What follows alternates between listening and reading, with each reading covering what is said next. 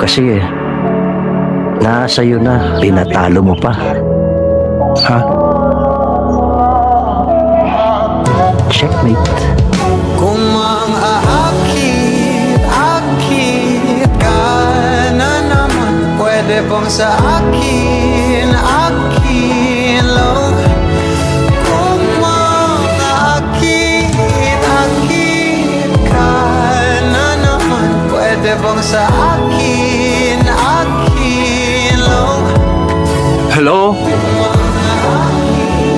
Nilutuan kita ng big macaroni. Thank you, thank you! Na-miss ko na yan! Na-miss din kita! Totoo, na-miss mo ko? Oo, na-miss na kita! Visit ko! Isang